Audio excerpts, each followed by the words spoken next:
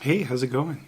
If you're new here, Sticky Comment has a link to my LinkedIn and a link to this playlist.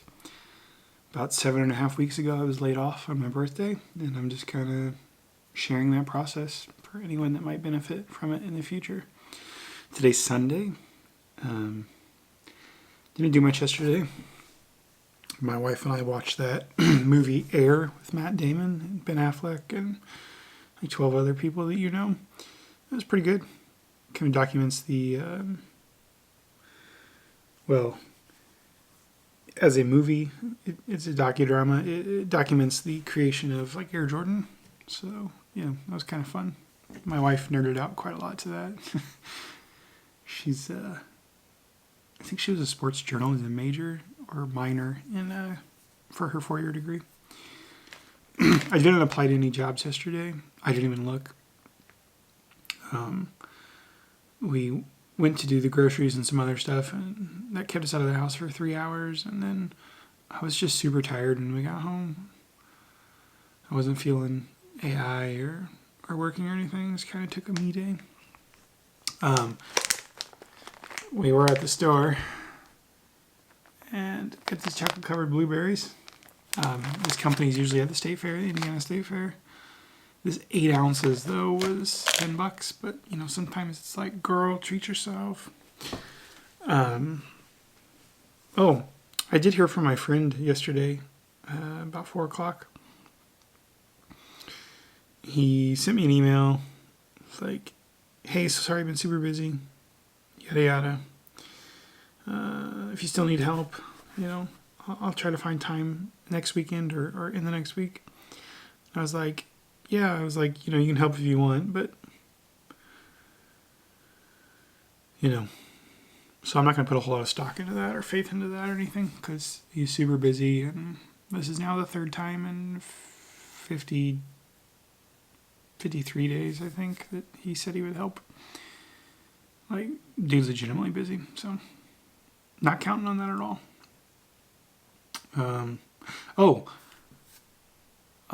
Someone that left my previous company a little bit before the layoffs, he took paternity leave and then came back for a month or whatever to wrap things up, and then left to be like a dad.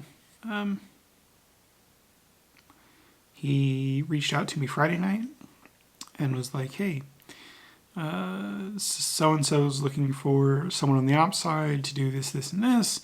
And it was like 2/3 of what I was doing in my last job. And he's like, would you like me to make an introduction? And I'm like, sure. So he did that last night, like, I don't know, 11 o'clock or something. Because I'm pretty sure he's in California. So, you know, it's like 8 o'clock or whatever. But it's just another kind of trucking space startup, like logistics startup. And it sounds like they just need someone to kind of improve the workflows between things and kind of smooth things out. And I mean, I may be able to do that. I'll have to talk with them and see if they're even interested in me. But probably wouldn't be ideally what I'd want to do, but it was definitely something that I could either hit the ground running and be able to do immediately, or do within like a month of starting, getting familiar with all their systems and everything. I could probably, you know, do it. My boss was the one that mostly did that, but he would always show me when he was setting stuff up, I'm at a loss for words this morning. I just woke up. Anyway, it's something that I'd be able to do. Do I want to work for what appears to be Series A startup, maybe Series B startup? I don't know if I want to go through that again, but I'll definitely talk to them and, you know, learn more about them and see if they're interested in me and just go from there. Like it would be nice, but not getting my hopes up. Other than that, yeah, that's about it. Since it's Sunday, we'll go to church. We'll leave here about 11 to stake out our pew at 11:30 when the the word before us gets up and leaves. we won't have any meetings before or after since it's Mother's Day. I've already told my mother Happy Mother's Day. She cut off her hair yesterday to get ready for treatment. That's something I don't want to see. She does have wigs because her hair's been kind of rough for years. And when she had the thyroid cancer, it just got worse. So her hair's already kind of crypt keeper wispy and stuff. But yeah, I'd just prefer to see her with wigs going forward. Not really sure I want to see my mother without hair.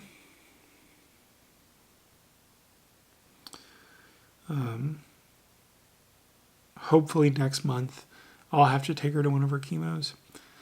My brother and his wife will be out of town. They live much closer. So hopefully if I do have a job by then, they are understanding that I'm going to have to take a whole day off one day. And if they're not understanding, then they can either fire me or I'll quit. And I'll let everyone know that they need me there for one day and can't live without me and can't take my mother to chemo. But that's a bridge we'll cross when we get to it. I may not even have a job by then. But I'm sure if I do have a job, they'll be completely understanding. Even if I have to no pay. Okay, that's fine. I'll just make it clear if I do get a job that, hey, there's going to be a day in June where I have to take my mother to chemo. You guys are going to have to be okay with that or don't hire me. I'm not looking forward to that.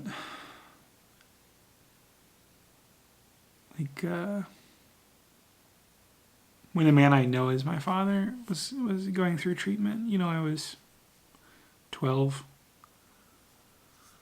maybe a little bit 11.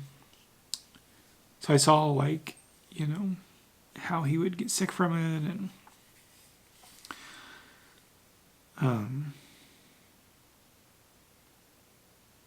one night my friend and I, were going to go to bed early because we wanted to get up. It was Friday. We were going to get up and do a bunch of stuff on Saturday, ride our bikes and stuff. And I was in bed and he was in the sleeping bag on the floor and we were watching Beavis and Butthead on MTV and we're going to go to sleep right after that. And then Mom comes into the room and is like, hey boys, I need your help. He had tried to get up out of the recliner and it tilted and it wasn't on its side or anything. It was just tilted forward. He was just dead weight. He went to the hospital that night and died a week later. Give or take a day or two. But seeing him come home from work, because he worked up until I think that day. Guy was a trooper. Literally and metaphorically, he was a state police detective and formerly a trooper, and he was just like a machine, man. He just got up and did it even though he was basically dying and his lungs were 3/4 full of fluid and he was suffocating. He still went to work that day. Not me, man. I get a cold and I'm like, eh. But anyway, I saw him, come home from work all the time. He'd be super tired and sick, and I wish I lived closer to my mother so I could help her better during this. She's about an hour and a half, 2 hours away. But at the same time, I'm kind of glad that her neighbors and my brother and his wife are just going to have to pick up that slack because I just don't want to remember her like that, I'll have to take her to chemo that one time. That'll probably be pretty rough, put me in a pretty deep funk. But gotta get her there, so. Anyway, maybe the friend will pan out. He did help me get that last job. So. Maybe he won't. He's super busy. Maybe this introduction will pan out. And if not, it'll be hopefully a little more practice, talking to places. I'm at almost 200 applications, I think. And I've had 0 interviews. And then I talked to that one company for a half hour. And that's it.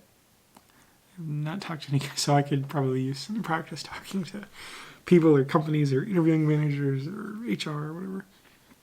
So yeah, cross your fingers for me. We'll see if either of those two things pan out in the future. And if not, I'll keep applying. And yeah, I'll see you guys in the next video.